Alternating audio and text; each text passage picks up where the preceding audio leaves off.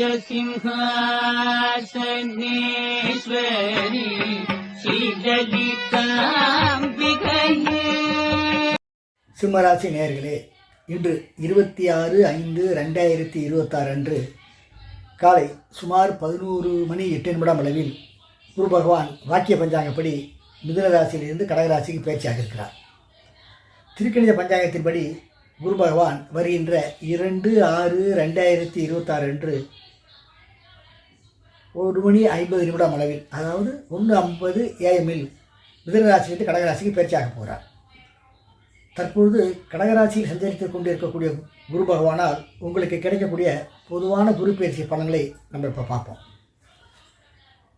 சிம்மராசி அன்பர்களே, குரு பகவான் உங்கள் ராசிக்கு 12ஆம் இடமாகிய விரயஸ்தானத்தில் சஞ்சரித்துக் கொண்டிருக்கிறார். உங்கள் ராசியை சார்ந்த பலருக்கு இப்போ ஒரு சிறு கவலை ஏற்பட்டிருக்கக்கூடும்.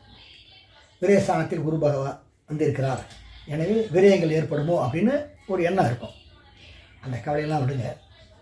குரு பகவான் உங்களுக்கு நன்மையே தன்னுடைய பயிற்சியின் மூலம் உங்களுக்கு தரப்போகிறார். காரணம் என்னென்னா, குரு பகவான் உங்கள் ராசிக்கு 5 மற்றும் 8ஆம் வீட்டு அதிபதியாக வருபவர். 5ஆம் இடத்தை பூர்வ புண்ணிய ஸ்தானங்கிறோம். குழந்தைகளை பற்றிய இடமாக குறிப்பிடப்படக்கூடியது 5ஆம் பாவம். 8ஆம் பாவத்தை மறைவு ஸ்தானங்கிறோம். அது மட்டும் இல்லை, அஷ்டமஸ்தானம் என்றும் அழைக்கப்படுகிறது.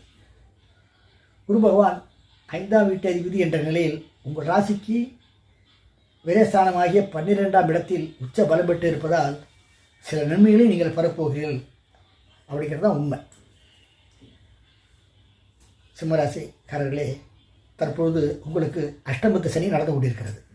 அதாவது உங்கள் ராசிக்கு 8ஆம் பாவமாகிய மீனத்தில் சனீஸ்வர பகவான் தற்போது சஞ்சரித்துக் கொண்டிருக்கிறார்.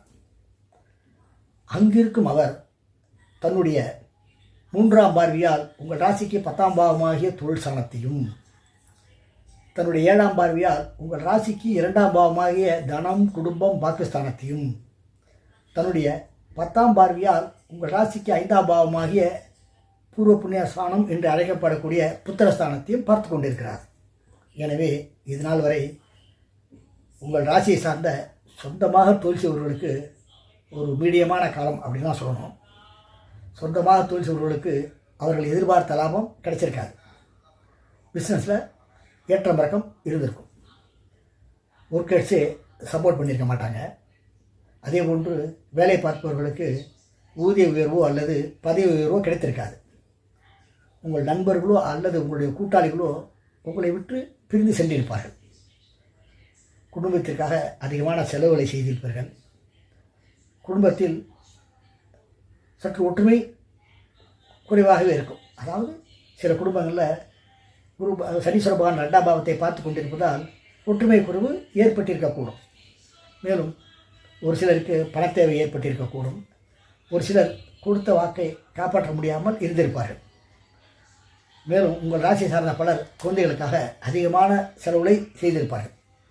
இதுக்கெல்லாம் காரணம் என்னென்னா, சனி 8ஆம் பாவத்தில் இருந்து கொண்டு இந்த சம்பந்தப்பட்ட பாவங்களை பார்ப்பதால் தான். இப்போ அஷ்டமத்து சனியால் உங்களுக்கு இந்த மாதிரி விஷயங்கள்லாம் நடந்தது. ஆனால் இன்று முதல் அந்த நிலை முற்றிலுமாக மாறப்போகிறது.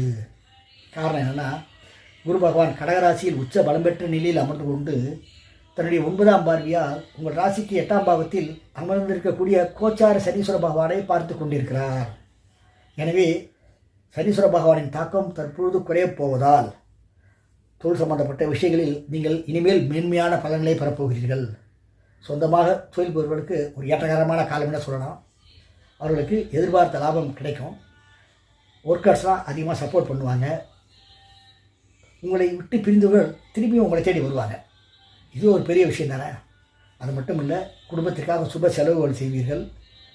இதெல்லாம் சனீஸ்வர பகவான் குருவின் பார்வையை பெற்றுக்கொண்டிருப்பதால், ஸோ இன்னிலேருந்து அந்த நிலைமை முற்றிலும் மாறுவதால் இது உங்களுக்கு யோகம்தான்.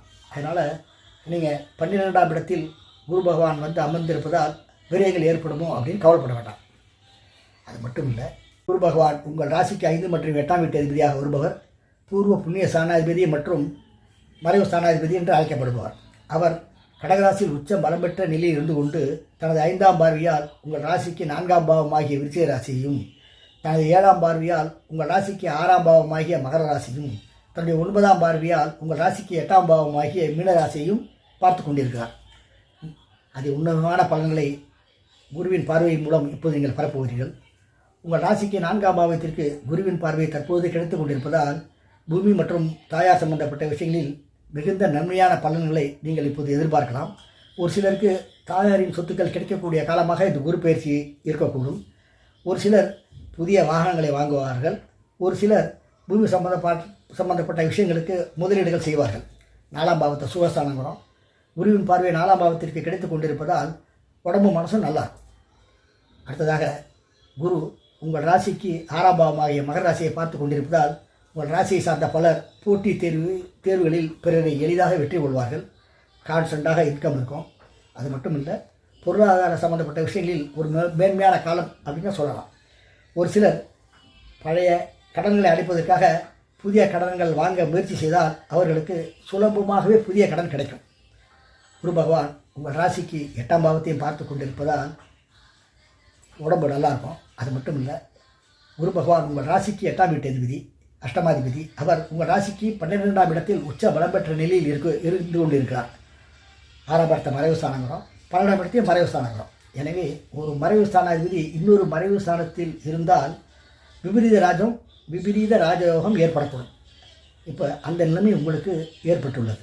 காரணம் என்னென்னா, உங்கள் ராசிக்கு 8ஆம் வீட்டு அதிபதியாக குரு பகவான் உங்கள் ராசிக்கு 12ஆம் வீடாகிய கடகத்தில் உச்ச பலம் பெற்ற நிலையில் இருப்பதால் உங்கள் ராசியை சார்ந்த பலருக்கு எதிர்பாராத நிலையில் சில நன்மைகள் நடக்கக்கூடும். எதிர்பாராத நிலையில் சிலருக்கு செல்வம் சேரும் காலமாகவும் இந்த குரு பயிற்சி இருக்கக்கூடும். உங்கள் ராசியை சார்ந்த பலருக்கு பூர்வீக சொத்தால் அதிகமான நன்மைகள் கிடைப்பதற்கான வாய்ப்புகளும் உள்ளன. குரு பகவான் உங்கள் ராசிக்கு 5ஆம் வீட்டு அதிபதி. அவர் உங்கள் ராசிக்கு 12ஆம் இடமாகிய விரயஸ்தானத்தில் உச்ச பலம் பெற்ற நிலையில் இருப்பதால் உங்கள் ராசியை சார்ந்த மாணவர்களில் பலர் அயல்நாடு சென்று உயர்கல்வி பெறுவதற்கான வாய்ப்புகளும் உள்ளன. சிம்மராசி நேயர்களே, இந்த குரு பயிற்சியின் பொதுவான பலன்களை உங்களுக்கு பார்த்தோம்னா, கடந்த காலத்தில் உங்களுக்கு கிடைத்த அனுபவங்கள் எதிர்காலத்தில் நீங்கள் எடுக்கக்கூடிய முடிவுகளுக்கு உதவப் போகிறது.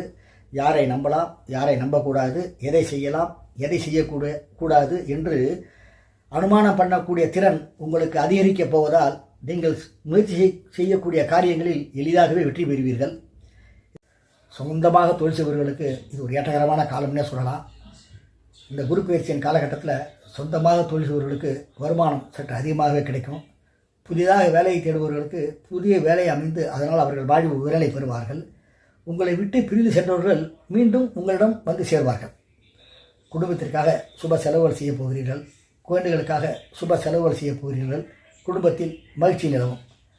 தாயாரின் அனுகூலமும் பூமியின் அனுகூலமும் சற்று அதிகமாக உங்களுக்கு கிடைக்கப் போகிறது.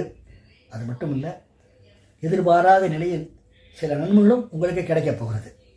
சிம்மராசி நேயர்களே, இதுவரை குரு பயிற்சியின் பொதுவான பலன்களை உங்களுக்கு பார்த்தோம். இந்த குரு பயிற்சியில் அதிகமான நன்மைகளை நீங்கள் பெறுவதற்கு என்னுடைய வாழ்த்துக்கள். அடுத்த பதிவில் நாம் மீண்டும் சந்திப்போம். நன்றி, வணக்கம்.